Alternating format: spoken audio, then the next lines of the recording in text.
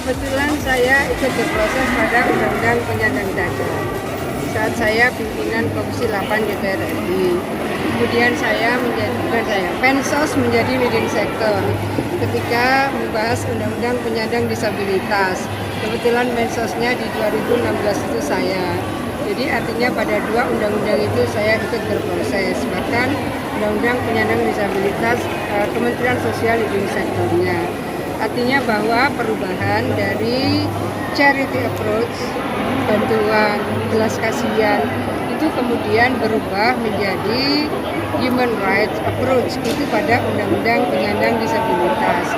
Oleh karena itu, karena ini terkait dengan hak-hak dasar mereka, hak pendidikan, hak kesehatan, hak mendapatkan peluang tenaga kerja dan seterusnya, itu yang menjadi PR kita bersama sambil kita menghitung apa yang harus kita lakukan improvement, apa yang harus kita lakukan improvement. Jadi how to improve, maka temu inklusi nasional seperti ini menjadi penting untuk merimain, jadi untuk mengingatkan kembali memori bangsa bahwa ada bagian dari masyarakat yang memang masih harus didorong untuk terwujudnya kesetaraan perlakuan terhadap mereka.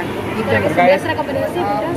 Iya itu loh ke presiden, Pelaksanaan hari ini gimana Bu dengan Bupati Bu? Nah, jadi saya tentu menyampaikan terima kasih ya karena Situbondo telah menyiapkan diri sebagai kabupaten ramah disabilitas. Nah, ini tidak sederhana karena beberapa fasilitas memang harus disiapkan, dan tentu saya tadi menyampaikan temu inklusi pertama di Jogja, kedua di Jogja, ketiga di Jogja, 4 virtual, dan kelima itu di Jawa Timur, dan itu di Situbondo, dan itu di pesantren Salafiyah Safiyah. Jadi insya Allah nilainya besar sekali bagi upaya untuk membangun harmoni di antara semuanya. Harmoni di antara para penyandang disabilitas, harmoni di antara penyandang disabilitas dan semua sektor yang harus memberikan kesetaraan perlakuan. Hari ini adalah kegiatan inklusi nasional kelima yang ditempatkan di Salafiyah Safiyah, dan ini adalah yang pertama kalinya inklusi nasional kita pada pegang HP, nggak boleh pegang HP model baru dalam pelaksanaan inklusi nasional. Tentu ini adalah Tunarmas pertama kesekian kalinya Buat mempersiapkan acara temu inklusi yang kelima ini. Nah, melihat temu inklusi yang kelima ini kan dilaksanakan di pesantren. Bapak tanggapannya seperti apa? Itu tanggapannya dukungan dari pesantren luar biasa. Jadi seluruh komponen yang ada di pesantren itu dikerahkan semua. Jadi ustadz itu sudah dibagi, ada yang menemani di pameran, di transportasi, dari homestay di lingkungan pondok, kemudian ada 150 relawan yang dari pondok diperbantukan ke kita. Kemudian ada 54 panitia yang ikut mensukseskan acara ini. Terus kegiatan utama itu memang di pondok, tapi teman-teman yang nginep itu di pondok itu sekitar 231, terus 300-an lebih itu nginep di warga. Ya, Pak, apa Pak? ya, kalau temu inklusi yang pertama itu memang persiapannya terus pesertanya lebih sedikit, jadi 5-10% gitu. Terus itu terlaksana karena masih dekat dengan sekretariatan juga panitia gitu. Yang kedua di Kulon Progo, di situ yang terlibat lebih banyak dari kementerian lembaga, dari Bappenas gitu, kemudian dari duta besar Australia datang banyak. Terus yang nginep juga lebih banyak gitu ya. Terus yang di Gunung Kidul itu yang ketiga itu kegiatannya hampir setahun, tapi di kegiatan itu karena online sehingga yang hadir itu Pak Maruf Amin, kemudian Menko PMK, Pak Muhajir, kemudian KSP, jadi bisa hadir dalam itu sampai setahun. Ya. Kalau bedanya dengan yang di sini itu karena di pondok untuk pengalaman baru buat kami juga. Yang sebelumnya mereka kebanyakan tinggal di desa, kerjasamanya langsung desa. Kalau di Situbondo itu karena dapat dukungan full dari Kabupaten Situbondo, Provinsi Jawa Timur, pusat, kemudian sama Ponpes. Kalau sebelumnya itu memang kami benar-benar mandiri. Sekarang ini full dukungan dari pemerintah. 668 ya. Kemudian yang hari ini yang sudah terregistrasi kurang lebih. Kalau yang terregistrasi mungkin bisa langsung ke sekretariat Mas, karena kita punya tugas masing-masing kan. Kayaknya sudah lebih banyak deh. Dari pagi sampai siang ini sudah lumayan banyak yang sudah hadir. Sudah berdatangan lah Iya. ya. Kemudian untuk kesiapan homestay itu sendiri gimana? Ya, kalau homestay sebenarnya kita sudah kerjasama dengan pondok dan juga pemerintah desa. Bagaimana kita berusaha menyiapkan penginapan untuk semua peserta seperti itu. Sebagian tidur di dalam pondok, sebagian di sekitar pondok. Kan kita juga mau mengenalkan sebenarnya budaya di pondok itu. Jadi nanti yang laki-laki ya laki-laki, yang perempuan seperti itu. Sama sih, udah banyak yang datang.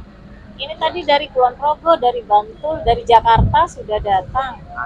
Terus iya, yang dari perjalanan ini tadi dari Sumut, dari Kalbar, dari mana banyak, Sulsel, Makassar sudah pada kesini semua ini tadi dalam perjalanan semua. Sudah dijemput Pemprov. Untuk homestay berapa hari, Pak? Homestay itu 3 hari, 3 malam. 3 malam. Mereka Ya. Ada 4 berapa hari. homestay, Pak? Keseluruhan. Aduh, kalau totalnya itu kayaknya harus ke sekretariat deh Mas. Soalnya kan satu rumah tidak sama nih. Kalau di pondok sistemnya kan ada satu ruangan yang bisa ditempati sampai 40 orang, 30 orang gitu. Jadi untuk menghitung itu agak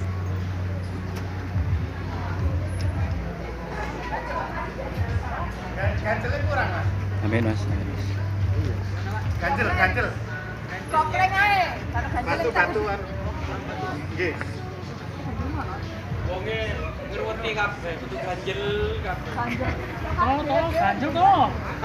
Apa sih kile kayak ganjel? Kira mana gitu. Tawarisa.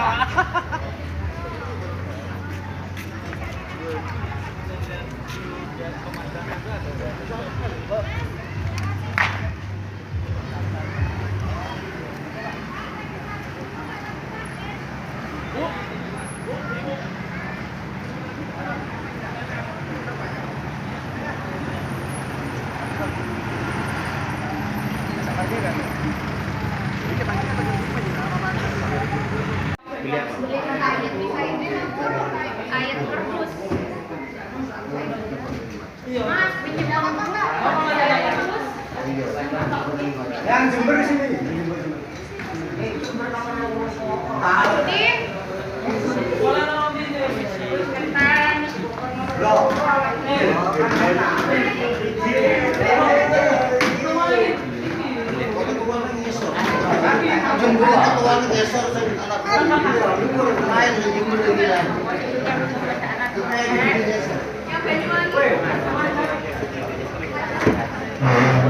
sini ya.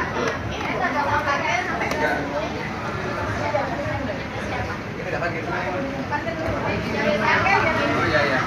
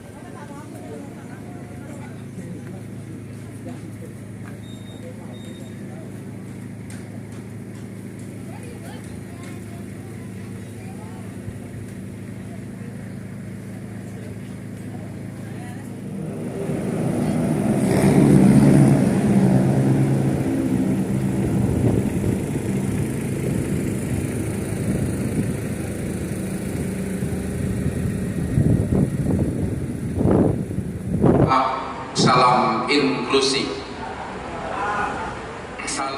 Yang saya hormati pula dari OPD atau Kepala Dinas Provinsi Jawa Timur, khususnya dari Kepala Dinas Sukses, itu adalah beliau-beliau, bukan kita. Nah, hari ini ayo kita bertanya yang terbaik untuk membangun dari sisi sedikit dari bagian dari suksesnya negara. Menurut saya itu terus semangat membangun inklusi walaupun harus ngoyo.